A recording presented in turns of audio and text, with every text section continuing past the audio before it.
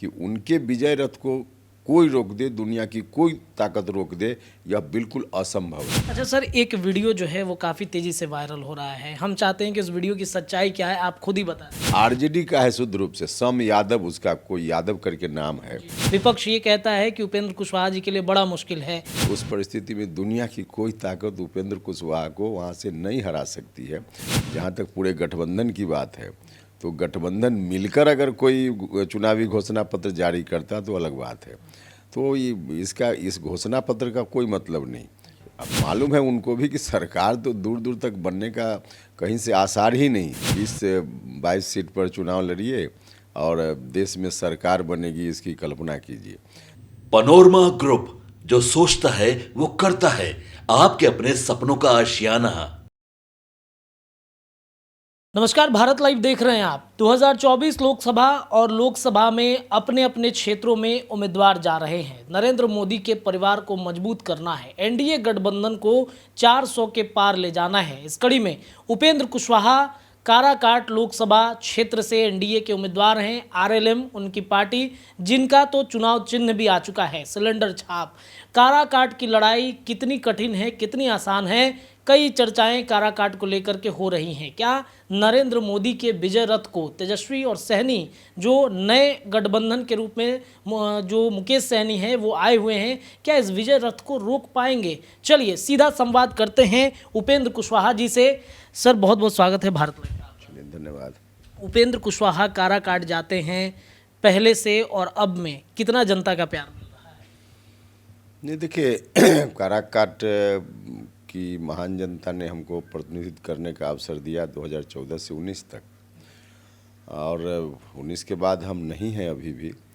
लेकिन लोगों के स्नेह प्यार में कोई कमी कभी नहीं रही, और ख़ास करके जब से फिर से एनडीए गठबंधन का मैं हिस्सा बना हूँ और उम्मीदवारी की घोषणा हुई, अब हमारे प्रधानमंत्री जी का जो संकल्प है कि अब की बार 400 पार, तो इन चीज़ों को देखते हुए हम लगभग साल भर से तो बहुत ही सक्रिय होकर, हम क्या, पार्टी के वहाँ की जो यूनिट है सब लोग तैयारी में लगे हुए हैं। तो धीरे धीरे रिस्पांस पहले के मुकाबले बढ़ता गया, और आज की तारीख में कोई मुकाबला ही नहीं है वहाँ चुनाव का, जहाँ तक सवाल है तो एक तरफा जैसा चुनाव होगा वहाँ।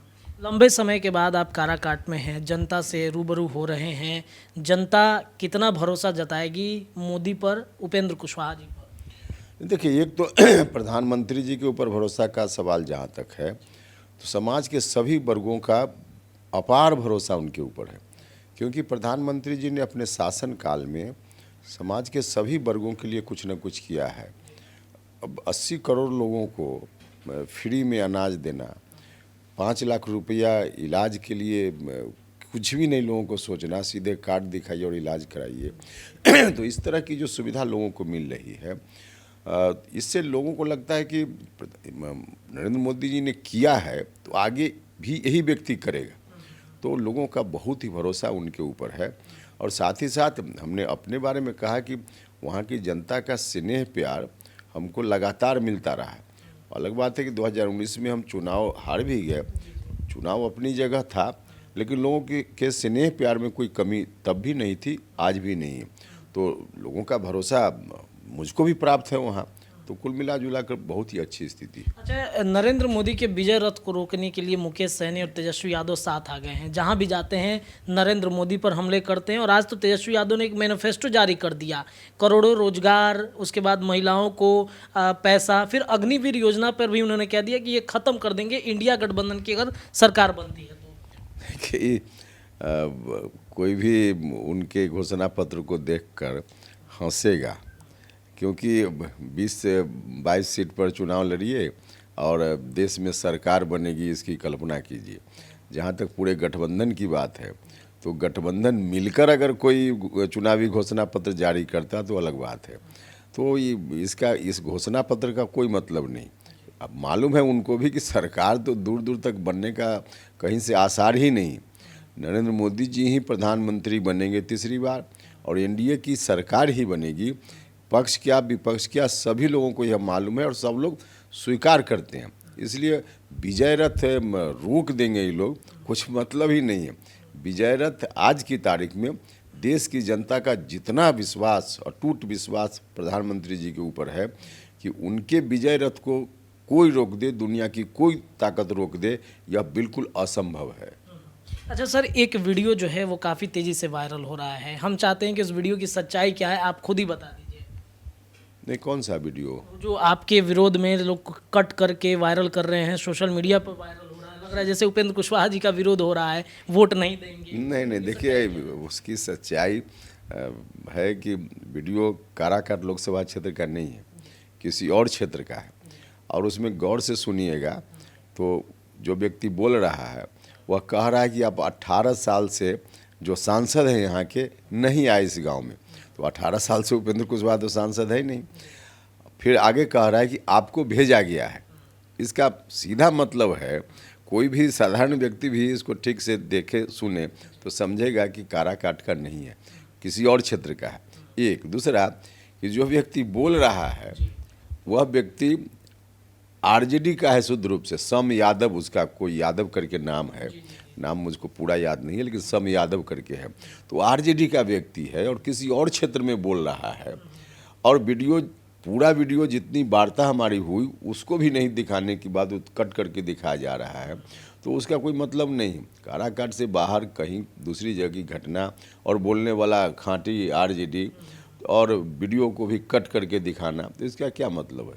आरजेडी के लोग, हमको आश्चर्य है कि आरजेडी के किसी सोशल आईटी सेल वालों ने जारी किया है।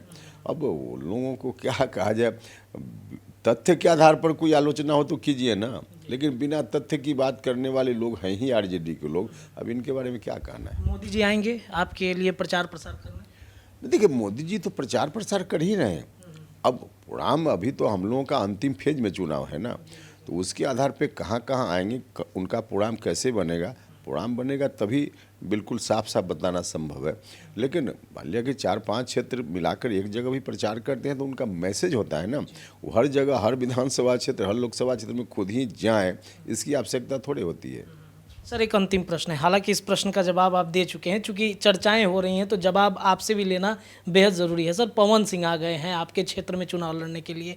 विपक्ष ये कहता है कि उपेंद्र कुशवाहा जी के लिए बड़ा मुश्किल है, माले का भी वहाँ पे उम्मीदवार है, पवन सिंह आ गए, निर्दलीय लड़ेंगे, क्या कहेंगे सर? देखिए, सब लोगों को मालूम है, बिहार में खास करके, ऐसे तो पूरे देश में, लेकिन खास करके बिहार में लगभग सभी जगह डायरेक्ट लड़ाई है, या तो इस तरफ या उस तरफ, बाकी और कुछ नहीं है। मतलब पवन सिंह के आने से कोई प्रभाव नहीं पड़ने वाला? हमने कहा कि डायरेक्ट लड़ाई है, और डायरेक्ट लड़ाई में भी जब नरेंद्र मोदी जी, हमारे प्रधानमंत्री जी का हाथ मेरे सर के ऊपर है और काराकाट की महान जनता का आशीर्वाद प्राप्त है, तो उस परिस्थिति में दुनिया की कोई ताकत उपेंद्र कुशवाहा को वहाँ से नहीं हरा सकती है। हम अपने बूते नहीं कर रहे हैं, हम वहाँ की जनता के बूते कर रहे हैं और प्रधानमंत्री जी के बूते कर रहे हैं। चलिए, बहुत बहुत धन्यवाद सर। तो उपेंद्र कुशवाहा जी हमारे साथ मौजूद थे, आरएलएम से एनडीए के उम्मीदवार हैं और साथ ही साथ पूर्व केंद्रीय मंत्री भी रह चुके हैं। एक्सक्लूसिव बातचीत हमने की है। जुड़े रहिए भारत लाइव के साथ, तमाम अपडेट आपको हम निरंतर देते रहते हैं।